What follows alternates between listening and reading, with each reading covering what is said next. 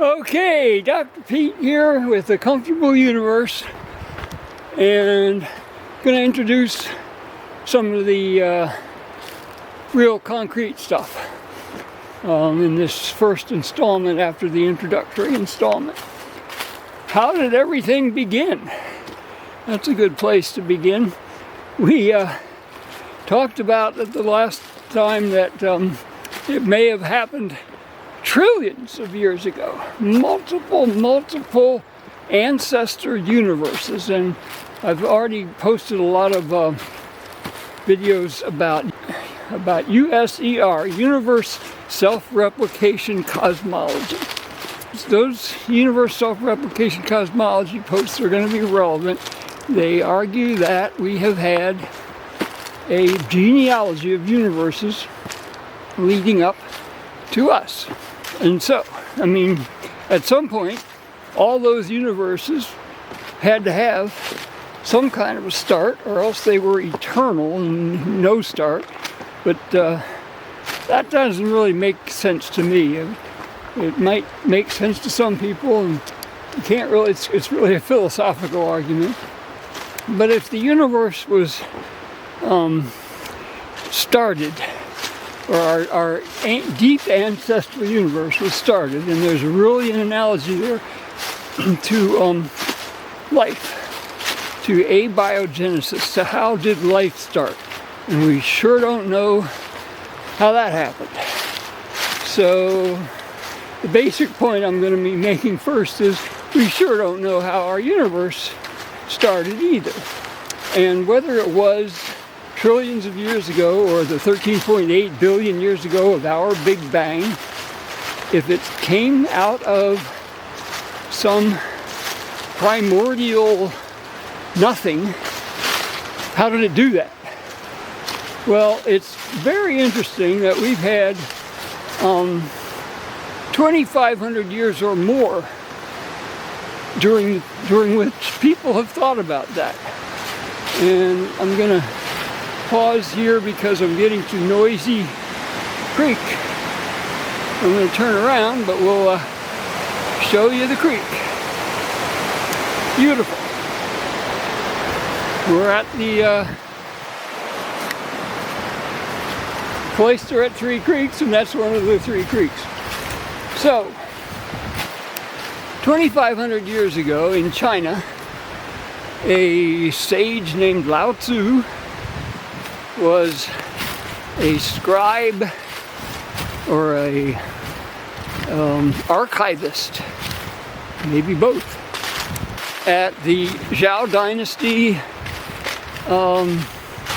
library, central archive, central government establishment. And the government was getting corrupt. People were, the morality was decreasing, and he was just fed up.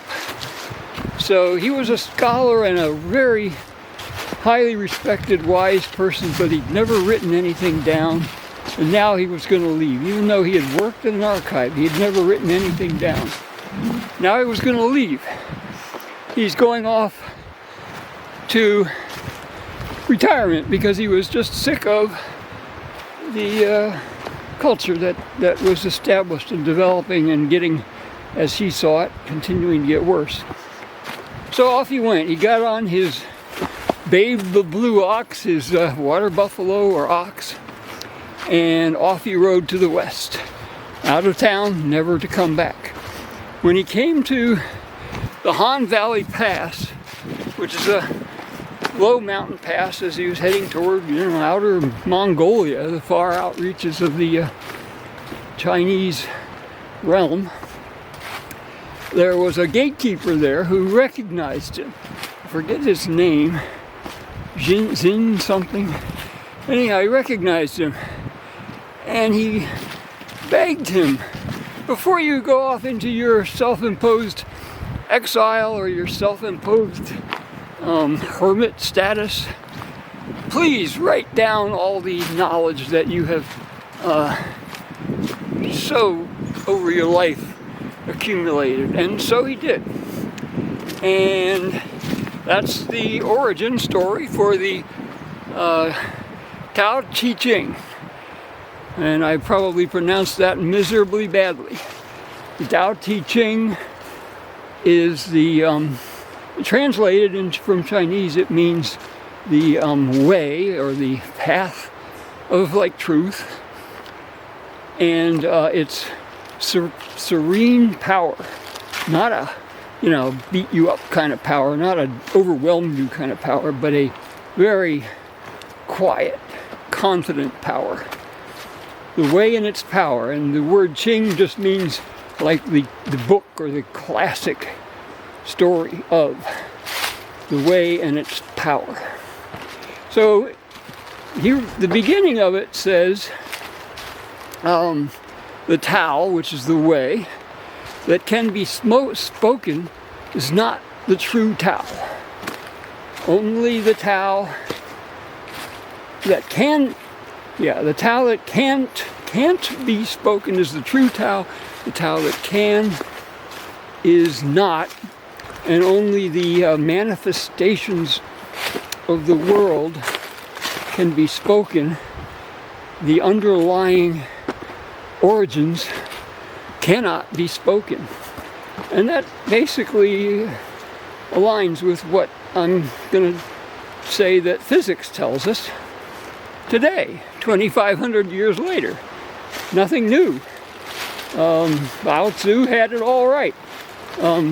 There's an ineffable, unspeakable, unnameable, unobservable realm called the Big V vacuum. The vacuum that is primordial, and this is also an assumption. It's not.